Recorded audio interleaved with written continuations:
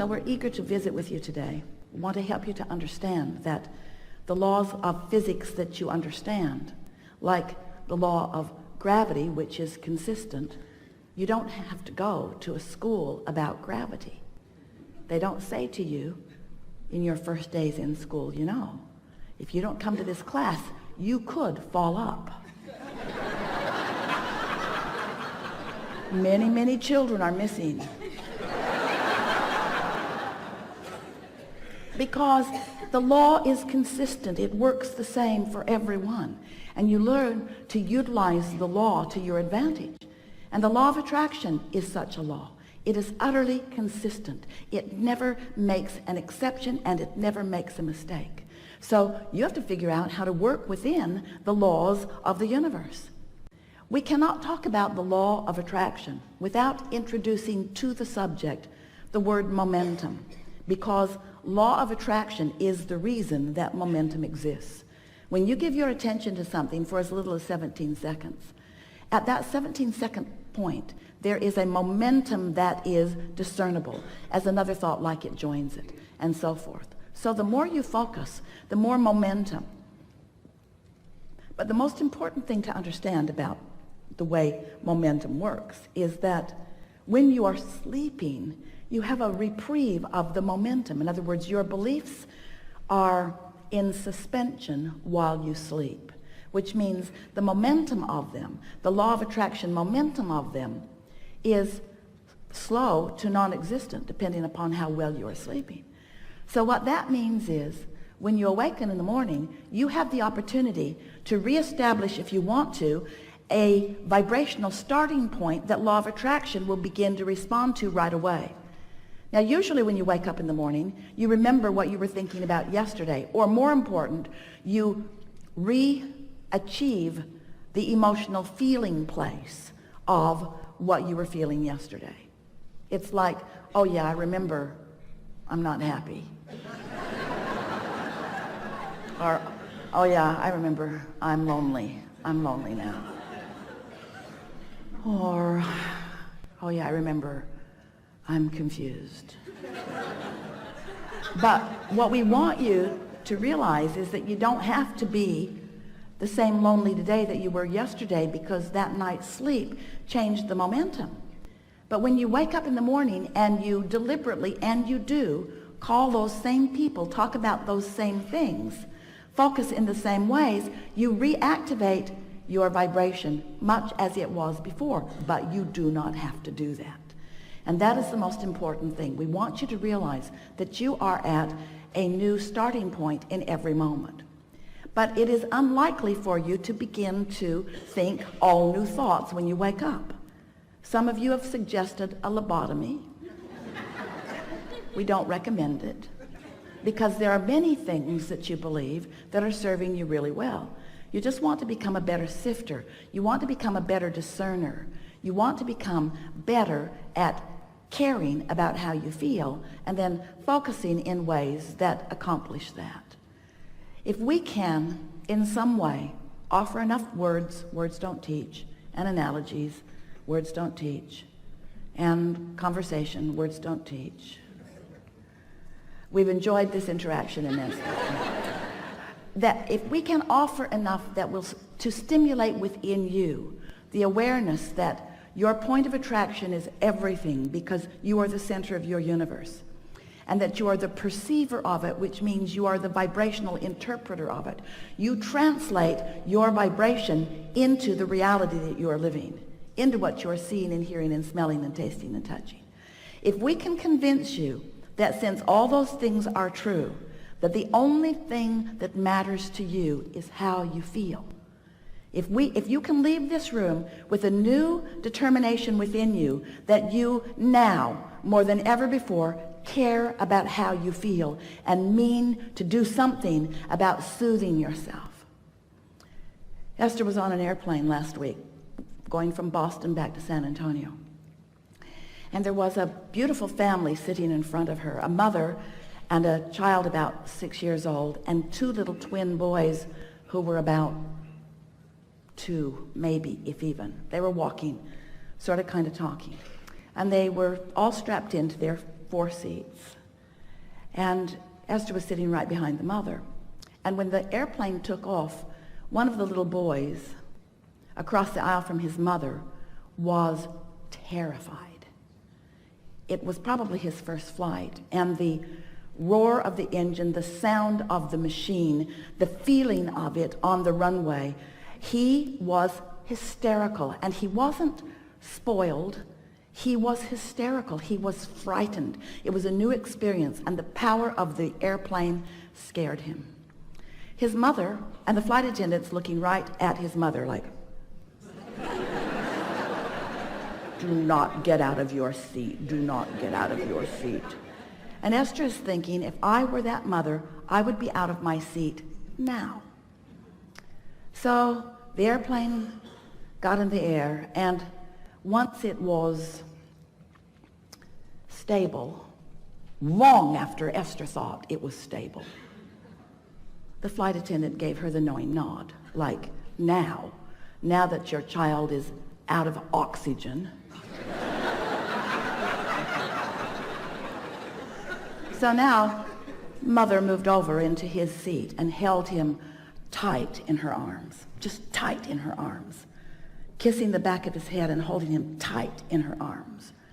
And gradually he settled down back into his knowing that all was well. And Esther watched that, and she said to her friend sitting next to her, I want to do that with everyone on the planet.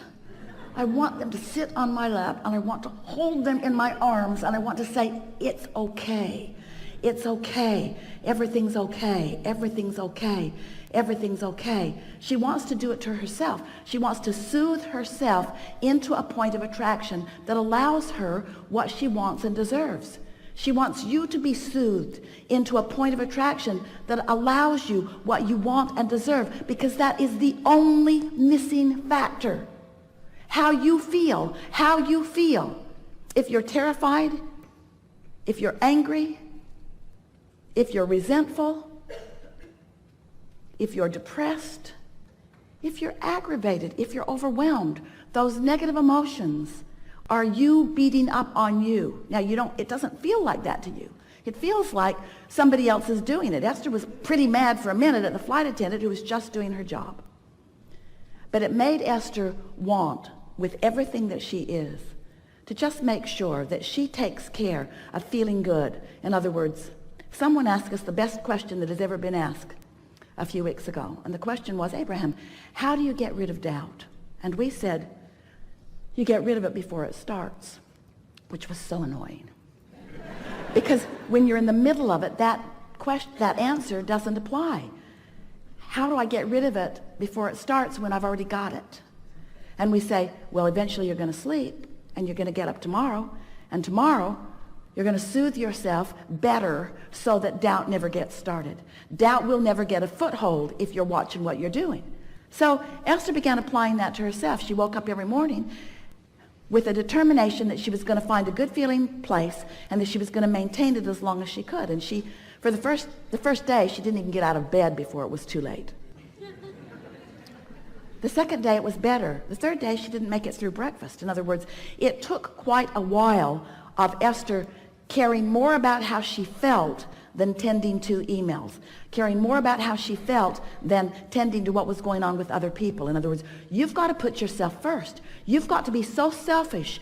You have to care about how you feel, which means you have to tend to the self that you really are. You've got to find a way of closing that gap between who you're being right now and who you really are. And who you really are loves you so much, adores you, appreciates everything that you are, flows constantly to you, assisting you in every possible way. Last week, Esther came bouncing up the steps, and the step wasn't stable. When she stepped on it, it caved in, and her foot went between the step and the stage. Scraped up her shin. She stumbled onto the stage. It was funny. It was really funny. And Esther thought, for the life of me, I do not know how I went down. So Esther has a dear friend who sees energy. She always comes to the seminars in the city where she lives and sits in the back of the room because she not only likes to see the energy around Abraham, she liked to see the energy around Jerry when he was sitting at the table and the energy around you. She could actually see who was all lighted up. She knows who Abraham is likely to call on because she can read this energy. So after every workshop, she watches all of the live streams. She sends Esther an email, and she says, yeah, Jerry walked on the stage with you. And Esther says, yeah, I know. I can feel him there. And then she said, he caught you last week. And Esther thought, that's why I didn't fall down. Didn't make sense to me. I didn't have my balance. I didn't have anything close to my balance, but I didn't go down. This is the thing that we want you to understand. We've got you.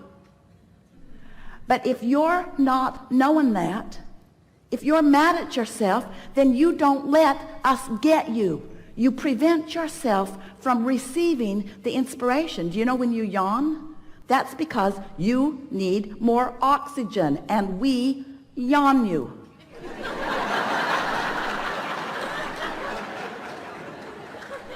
All of you are receivers, you see. How often are you in traffic and you know to do something that prevents something that... How many things do you prevent that you don't even know you prevent? So many, because you're receiving constant impulses. You are so blessed. You are so tended to. We are so aware of you, and you are so in your own way so much of the time as you're complaining about this and worrying about that. Watching CNN.